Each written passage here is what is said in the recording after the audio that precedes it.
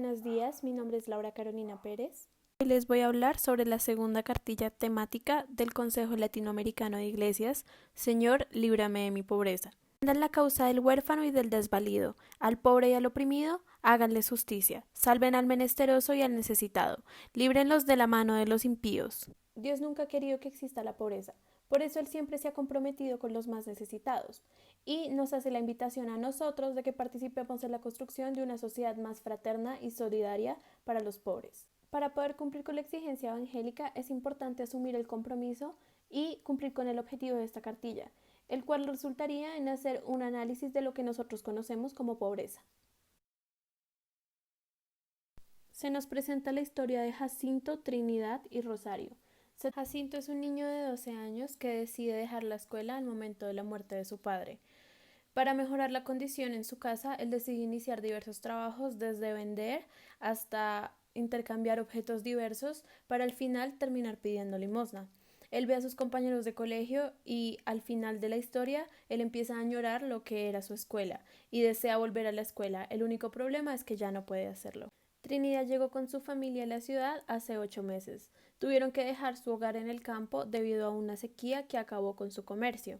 Trinidad consiguió un trabajo que duraba 11 horas y no les pagaban muy bien.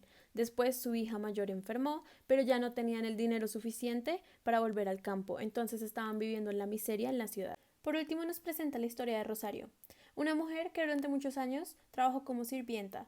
Era una madre soltera de 3 hijos y que al final el cansancio y su vejez impidieron que pudiera seguir trabajando, lo que causó que se mudara con su hija y con la hija de ella, es decir, su nieta. Durante ese tiempo que se mudaron, la situación económica no fue muy buena. La historia culmina con que Rosario va a ir al mercado a comprarle un vestido a su nieta por su cumpleaños, pero al ver el precio del vestido se da cuenta de que con sus ahorros no le alcanza.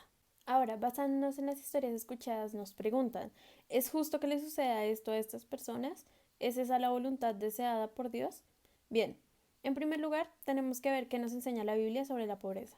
Algunas personas, como explican en el texto, pueden llegar a decir que una persona es pobre simplemente por condición de flojera. Primero, es deseo de Dios que todos tengan una tierra espaciosa y fructífera donde vivir. Los primeros capítulos del Génesis muestran que Dios crea un mundo para ser disfrutado por los humanos. En el libro Timoteo 4:4 se dice que todo lo que creó Dios es bueno. Las cosas necesarias para una vida abundante y buena ya existen en el mundo y alcanza para todos. Pero es el egoísmo, la injusticia, el pecado que aleja a los seres humanos de la voluntad de Dios, causando una división que genera muchos oprimidos y pocos opresores, a lo cual Dios responde. Un ejemplo de la respuesta de Dios es, por ejemplo, la historia de los israelitas, que eran esclavizados por los egipcios y después Moisés fue enviado por Dios para liberarlos. Tomando en cuenta este pasaje bíblico, ¿cuál es la voluntad que Dios quiere para los seres humanos? Bien, a mi consideración, cuando habla de la tierra espaciosa, se refiere a que hay espacio suficiente para que todos convivamos y no le falte nada a nadie.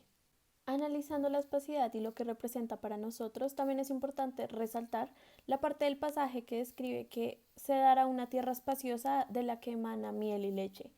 Para mí eso se interpretaría de una manera en que en la tierra hay suficientes recursos para que todos podamos convivir y todos podamos tener las mismas cosas y podamos vivir una vida digna y muy buena. Segundo, Jesucristo dice, los pobres serán los privilegiados en el reino de Dios. La actitud de Jesús frente a la pobreza se basa en denunciar el abuso contra los pobres y anuncia que hay un futuro muy bueno para ellos en el reino de Dios. Y es al convivir con ellos que Jesús muestra la solidaridad del Padre con aquellos que son víctimas de la injusticia del mundo. El siguiente paso en la cartilla es entrar en reflexión sobre los capítulos que fueron pedidos para leer. No voy a entrar en muchos detalles acerca de ellos, pero vamos a empezar a responder las preguntas. En primera, ¿qué significado tienen estos capítulos para nosotros? Los pasajes hacen énfasis en lo importante que es ayudar al más necesitado, en brindarle todas aquellas oportunidades que fueron arrebatadas de ellos por la injusticia del mundo terrenal. E igualmente establece que para los que fueron arrebatados precisamente de esas oportunidades podrán tener una recompensa en la vida espiritual.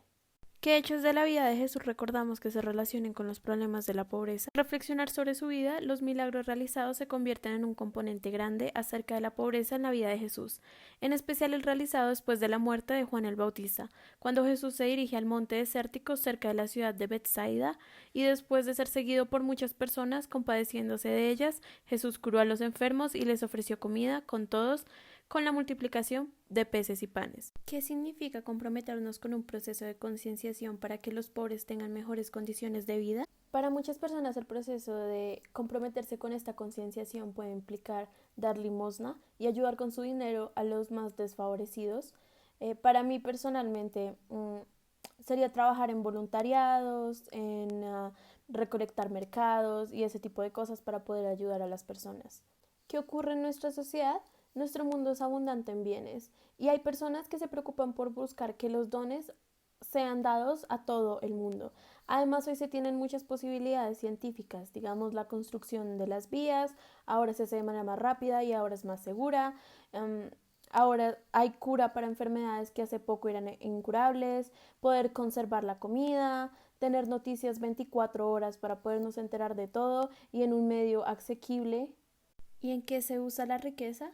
A medida se dice que en América Latina existe pobreza porque los gobiernos no cuentan con el dinero suficiente para pagarle a todas las personas un salario digno.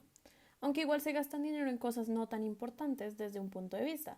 Por ejemplo, armamentos, aviones o barcos de guerra, que con ese dinero se pueden construir casas, hospitales o escuelas, además de invertir en servicios.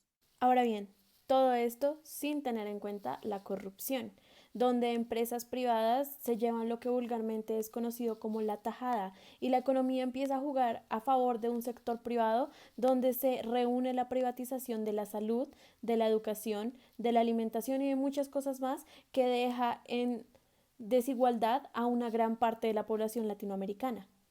Y entonces, para la cereza del pastel, vienen empresas extranjeras a invertir en nuestros países, pero tienen muy poco compromiso social. Y además el gobierno se encarga de promocionar nuestro territorio como si fuera un paraíso para extranjeros, que en muchos casos, aunque ayuda a la economía con el turismo, vienen a contaminar las tierras. Ahora reflexionemos un poco. ¿Nos hemos preocupado en realidad por conocer en qué gasta la riqueza nuestro país? En mi caso personalmente no he profundizado acerca del tema. De pronto me interesaría revisar un poco sobre en qué se invierte, por ejemplo, para la salud pública. Pero en general no he mirado bien y probablemente ese sea uno de los problemas. Y con respecto a las empresas extranjeras, ¿ha habido alguna consecuencia con que una empresa invierta en nuestro país y después decida trasladarse a otro país? Bueno, en mi opinión, me parecería que un despido masivo afectaría mucho a la población y a los trabajadores que pues trabajaban para esa empresa precisamente. Esos despidos masivos empeoraría la condición económica de estas personas, llevándolos probablemente a una condición de pobreza si no tienen otro sustento económico. Para concluir, tenemos que, uno, la repartición de la riqueza en el mundo es muy desigual. Mientras hay unos muy ricos, también tenemos unos muy pobres. También tenemos que en América Latina los países suelen invertir en productos del exterior y suelen venderse al exterior más que todo. Entonces tenemos supermercados colmados de productos extranjeros cuando desacreditan a las empresas nacionales, lo que hace bajar el ingreso económico de estas empresas y entonces por lo tanto baja la economía del país. Pero entonces, viendo este panorama, ¿es realmente imposible superar la pobreza? Bueno, muchas personas creen que la pobreza es inevitable, precisamente porque es inevitable que algunas personas no quieran trabajar. También algunos cristianos creen que Dios quiere la pobreza y por eso es que llama a los pobres bienaventurados, cuando en realidad Él no quiere la pobreza, Él no desea la miseria. También hay que tomar en cuenta que los humanos somos desiguales, los humanos inevitablemente vamos a tener las diferencias, pero eso no es una excusa para que haya pobreza en el mundo. Si nosotros creamos estas diferencias, nosotros mismos tenemos que acabarlas. Debemos anunciar el reino de Dios a los pobres como unos buenos cristianos. Bueno, ¿y nosotros qué podríamos entonces hacer para poder seguir ese mensaje de Dios de crear un mundo más solidario?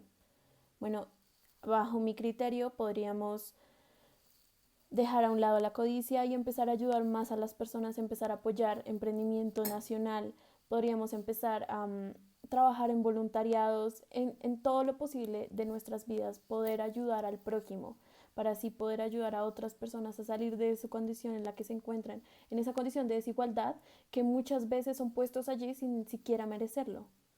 Y bueno, basándonos en esta cartilla, entonces, ¿qué podríamos hacer? Para salir primero que todo de ese estilo donde no hay sentido de vida, podríamos ser más solidarios, ayudar a las personas. Desde nuestra condición de estudiantes, eh, podríamos trabajar para ser profetas del mundo actual y, por ejemplo, compartir esta cartilla aprender a hacer un análisis más profundo de lo que está viviendo nuestro país y de cómo podemos cambiarlo.